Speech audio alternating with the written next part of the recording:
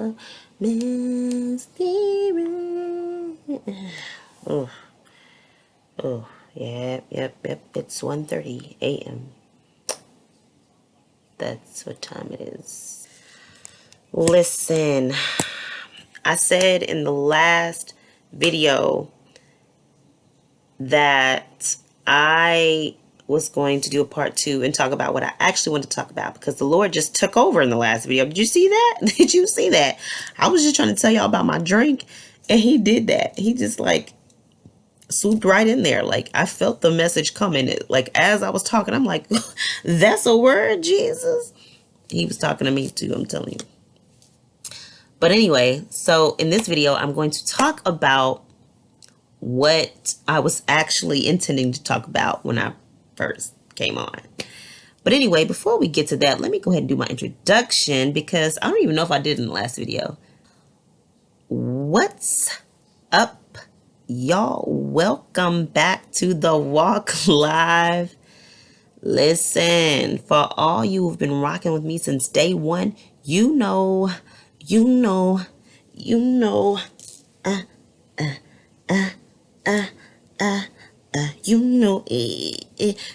I love you. All right. And for all you who are new, thank you so much for stopping by. I hope you like what you see and what you hear. My name is Sakima. I post on this channel every Tuesday. So you guys, listen, hit that notification bell so you do not miss an upload. All right. And while you at it, subscribe. Come on, join the gang. Do I have a gang right now? Like, with only a few subscribers? Can I say that I have a gang? Like, you know, I'd be like, gang, gang. Okay, let's not do that. And share, please. Comment. Let me know what you thought. Let me know how it touched you. Let me know how you related. I love to read those, and I do respond to those. All one of you. And what do I post on this channel? I post different nuggets, different lessons that God has given me along my journey. They have helped me chip away at some of the barriers that have been in my path. And my hope is that it would help you as well. And also what has been added to my channel is life. Just life. You guys, I'll do vlogging from time to time. And you guys get an inside look at my life and the things that I experience. And so we're going to start ramping up and doing more of that once I figure out how to work the new camera, the new camcorder that I got. So pray for your girl. I'll say one more time. It's 1:30, 1:39 to be exact, a.m. Okay. I'm still up. And for anybody who is a parent, you know, I have gone way past my bedtime. And I always tell people I'm not really responsible for what comes out of my mouth after 8 o'clock. You know, it's just a different version of me. I'm not even going to say it's a lesser version, but I will say it's a less coherent version of myself. But no, seriously, like, it's crazy because a lot of times, a lot of important things happen at this time of night. I don't mean at the club. No, it's not. Nothing important happens at this time of the club. Nothing.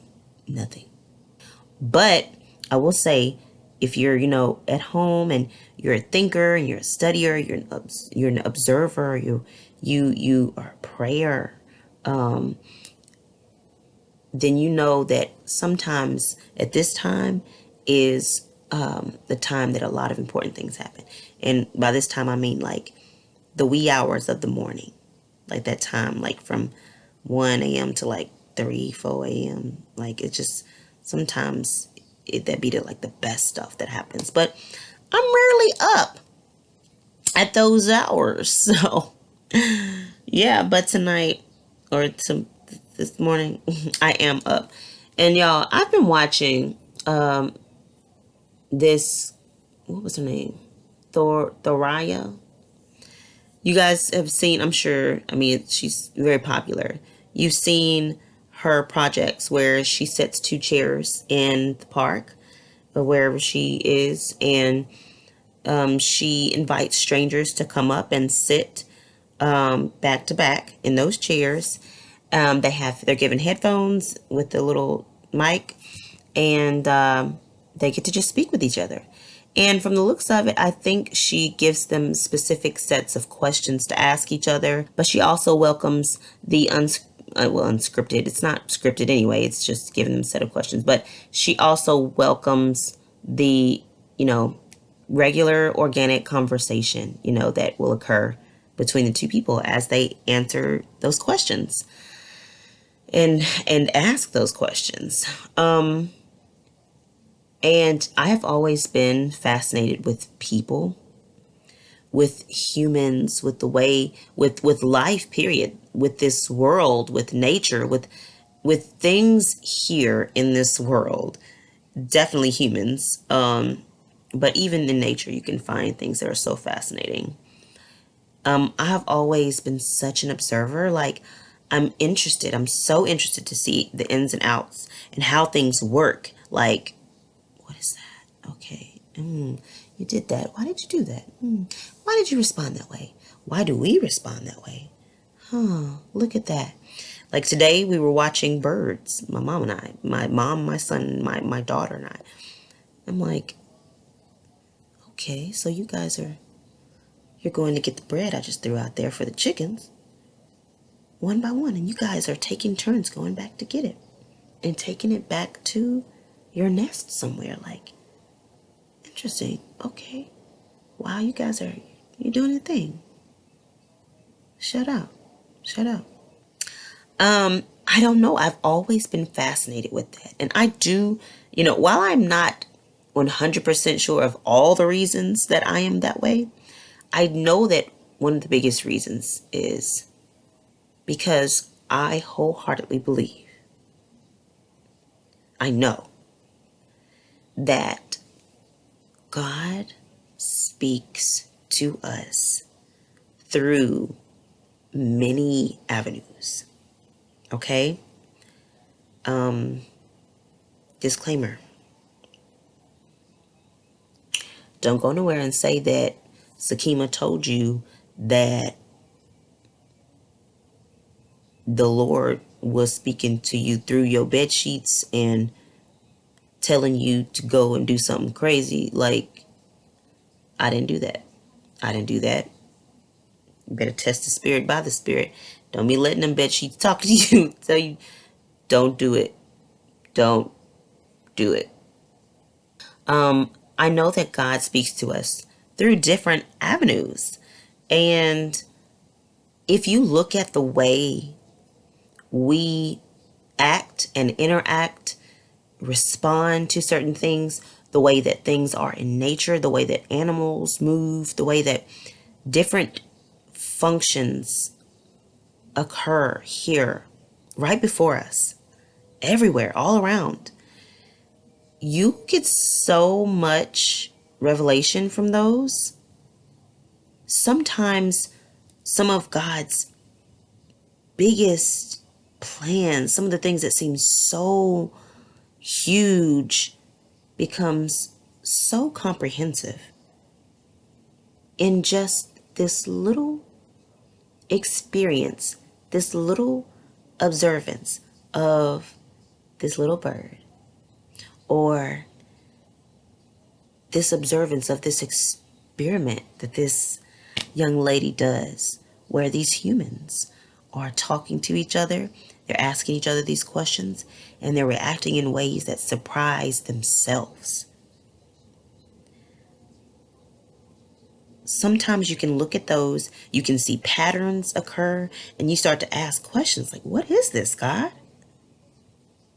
Like, did you create us to do this and to feel this and to go this direction? And why are we reacting in that way? Why do we feel that way? I believe that God is trying to show us things all the time. And so I think it's so fascinating to connect with him on that level, to have my eyes open and the eyes of my spirit open all the time, asking that he will show me what it is that he's trying to say. Not the spiritual eye, I've heard of some people use something, some spiritual eye is open and third eye. Listen, let me get this straight. Love God, believe in Jesus Christ, believe in his Holy Spirit. So, therefore, if I say anything about the spirit, eyes, in whatever, I'm definitely talking about the Lord. Listen, the Lord. There's no spirit just drifting out there, that I am committed to, that I serve. Okay, that is apart from the Lord. Just saying. That's just me. That's just me. So I'm looking at these people, they're talking to each other, and they're asking questions like, who was your first love, and why did you fall in love with them, and or do you have a secret, or how are you really? And these people are like, they're breaking down. I think it becomes easy for them to be honest and transparent because they're not looking at the person. They don't see the person. They're talking to someone who, Lord, I feel you doing it. The people, they feel comfortable enough to be transparent because they're not looking in the eyes, at the demeanor, at the body language of this person that they're sharing all of this personal information with. They cannot perceive any judgment from this person unless they pick it up in their voice somehow. But both of them are being vulnerable, No one's coming to this like, ooh, really? Oh. No one's doing that. People are sitting there, they're committing to the experience, and they are actually being vulnerable, answering these questions, and they are giving pieces of themselves to strangers just because they asked. And I watched one by one as these strangers cried. Some of these questions, I'm like, okay, that's a question that, you might cry on. But some of the questions, I'm like, why are you crying? Like, what you crying for? And I'm watching them and I'm realizing that these people feel seen. They feel heard. And how often are we going out throughout the day, not feeling seen or heard, having to show face, having to be the version of ourselves that is most acceptable in the environment that we're in. At work, I need to be this type of person. At home, I need to be this because I'm mom. I need them to respect me. At church, I need to be this because I need them to think I'm fine with little sin, a little bit of sin, not much, but I'm pretty holy. We have to, or feel the need to, put on so many different disguises that we bury this person, and we just forego being transparent. And there is a release to be able to go and just tell someone, to be seen. And it feels beautiful because these people are able to do it with someone who there are no strings attached. You're not judging me. Not only are you not judging me, I don't even know you. You don't even know me. You can't make a conclusion, draw a conclusion about me based upon my past and then put it together with what I'm telling you now to figure out, like, to draw your opinion about what I'm saying. You can't do that because you don't know me. You have never met me. We're just talking for the first time. So everything I'm sharing with you, you're hearing me. You're taking it at face value. You are not reading into it anymore, like to say, he lying, she lying, like, You are taking everything I'm saying. You're hearing my heart. You're allowing me to speak my heart. And it is breaking me down in a good way. I imagined that this is how we would feel before God. If we were able to stand before our God, before our Savior, I know I would be mush. Period.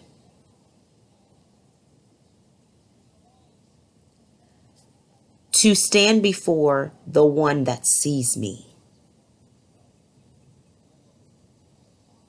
The overwhelming love that, the overwhelming, me being able to even try to comprehend the fact that he sees me fully and loves me fully is like, oh my God. This is the one. I've come in contact with a lot of people in my life, but right in this moment, I am in contact with the one who sees me fully and loves me fully. What? Can you imagine being in the presence of someone who loves you fully and knows you fully? The one who has pursued you, sustained you when you were slapping him in the face, when you didn't even acknowledge him. Can you imagine? Can you imagine not being able to hide any part of yourself in front of a person? I can't hide how I'm feeling right now.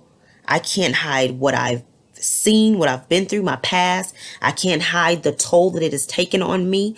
I was able to put on face and convince people my entire life that I was this way, that this didn't affect me, that I was okay, that I didn't feel that when that blow occurred. Like, I was able to convince people my entire life. But today I stand before my Savior who knows. I'm not even going to open my mouth to start trying to lie. He knows me. He knows me. This experience was basically a parallel of our relationship with God. And this is why these people were so taken aback, were so broken in a good way.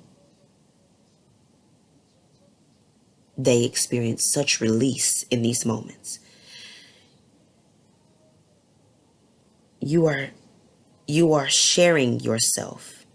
And this encounter is one of the purest kind that you've had, because you don't know them, you haven't seen them. And so a pure encounter where you're able to be vulnerable and seen and heard. Come on, you guys. Like, are you seeing this? Are you seeing why this is so important? Why this was such an experience for these people? Being able to get this stuff off of our chest is important. So, number one, it reminded me of our relationship with God and the relationship we should have with being transparent and vulnerable with Him. Number two, it further confirmed that God has placed us here for each other. We are the hands and feet of God. Okay? So many of the things that He does here, He does it through us. To have each other in that experience, in that experiment, to show up for one another and to listen and to offer kind words.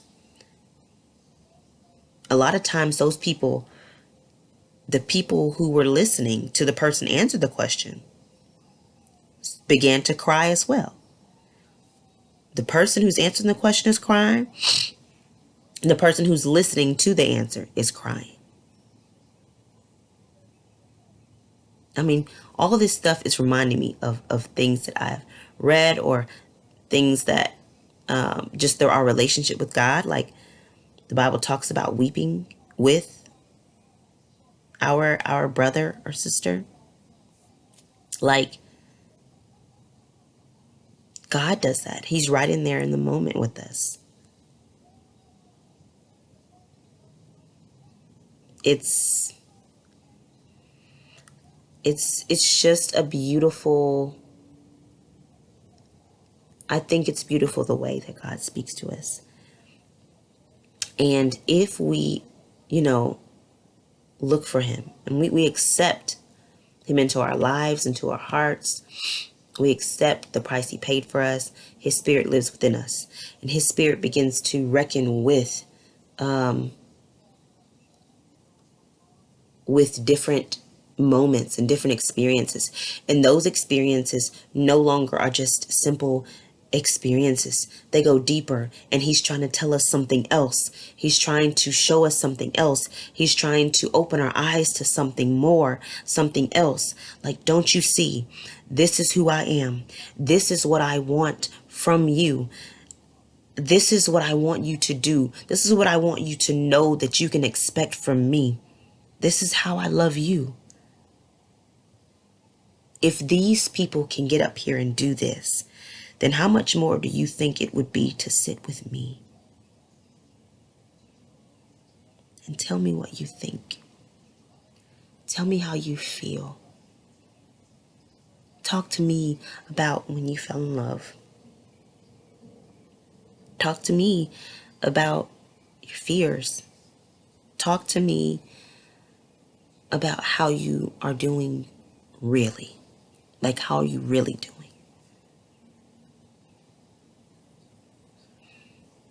I just don't want us to miss those moments where he's trying to show us. He's trying to speak to us. Okay, and in order to pick up on those things, we have to be doing a combination of things. Reading our word, praying, looking for him.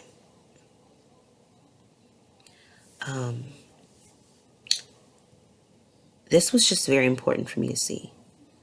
Those people needed each other, and God placed them there in that moment. And I don't want you to be surprised that things like this happen and remind you, and you in what is supposed to be an ordinary moment, you find yourself impacted in a whole different way. Because the earth is the Lord and the fullness thereof. And everything works for him. Everything is designed by him and has his spirit running through it. And therefore, everything points back to him. It was designed that way. Your experience was turned into a supernatural experience because they work for him. The rocks, the trees, the mountains, the molecules, the everything, the bodies he created, like everything works for him. Everything points back to the Father. Don't be surprised in these moments that it's like, what is happening? Why is my spirit alive right now in this moment? And why am I being crushed in a good way in this moment? Like, what is happening? God is communicating with you. And he's showing you the importance of making yourself available so that you can be in a position to be able to bring this experience to someone else. Because then that will in turn point them back to him. Right before I watched this, I watched these reaction videos. This guy does these reaction videos, and he's like 5 creepiest things and 10 signs from parallel universes, and I was shocked at the fact that he managed to make it through the entire video, as well as the person in the video that he was watching, that he was reacting to. They managed to make it through the entire video without once acknowledging God. Without once acknowledging that these signs from parallel universes could be God. These weird moments where they were suddenly warned in a weird way from some tragedy, or they had a moment where they felt like a deja vu or out of body experience or whatever. Like there wasn't one moment where they even considered that maybe it could be. Maybe the Spirit of God is working on your behalf. Maybe you have gone so far out into the stratosphere and grabbed the furthest possible explanation for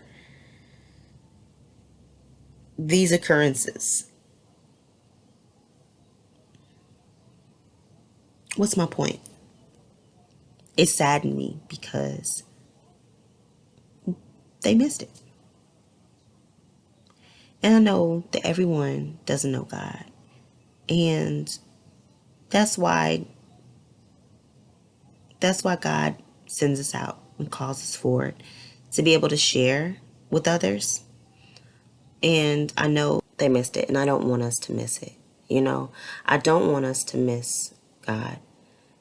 There are many things, many ways, like I said, that he tries to speak to us, and I don't want us to miss it, okay? So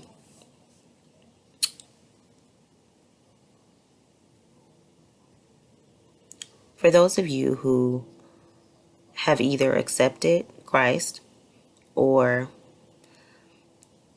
you want to, or you're looking into it, if you want to DM me, you can. If you want to, make the decision, on your own or whatever, in your own way, cool. This is going to be essential for your life, okay? There's work to be done. There's a greater story. There's greater purpose on your life that you just never even imagine. And so I want you to experience this. Okay? And before I go, I'm going to give you the scriptures. So Romans 1:20 says, "For the invisible things of him from creation of the world are clearly seen, being understood by the things that are made, even his eternal power and Godhead, so that they are without excuse." That was the King James Version. I am going to, let me see. This doesn't tell me what version this is. I'm going to read this other one. "For since the creation of the world, God's invisible qualities, his eternal power and divine nature have been clearly seen, being understood from what has been made, so that men are without excuse." That may have been the same. Anyway, so basically what that though is saying that the things that God created are revealing things about God. So remember I was telling you that it's pointing back to God, right? So don't be surprised if when you have these certain encounters that you have a huge experience, a really profound experience. And that is because the things here point back to him and reveal him. So don't be surprised about that. And the second one I want to read is Psalm 19:1-3. "The heavens declare the glory of God, and the firmament showeth his handiwork. Day unto night uttereth speech, and night unto night showeth knowledge. There is no speech nor language where their voice is not heard." So that's another one that's telling you that the glory of God, these things speak of the glory of God, right? So it says the heavens declare the glory of God, right? "And the firmament showeth his handiwork." So we're talking about the sky and the earth. All these things are pointing back to him. Day unto day uttereth speech, and night unto night showeth knowledge. So there is no speech nor language where their voice is not heard. So this transcends language barriers and all of that. People all over the world, they being on this earth, are experiencing a revealing of God through just these things here. So I wanted to give you those two scriptures, Romans 1:20 and Psalm 19, 1 through 3. I'll make sure I link them at the bottom in the description, so that you can have those for your reference. But I did want to give you those, and I don't think those are the ones I really wanted to give you. But earlier I did quote the other one that says the earth is the Lord's and the fullness thereof. I'll go ahead and give you that one too. This is Psalm 24, 1 through 3. The earth is the Lord's and the fullness thereof, the world and they that dwell therein. For he hath founded it upon the seas and established it upon the floods. Yeah, okay. Well, that's 1 and 2. We'll stop 1 and 2. So, Psalm 24, 1 and 2. So that's basically just confirming that the ownership, that this is God's creation, this is the Lord's. And so when you have an experience here that is profound that way, then you can definitely bet that the Lord is in it. Let me do one last disclaimer. You can have profound and very potent experiences that are not of God. So we definitely need to be aware of that.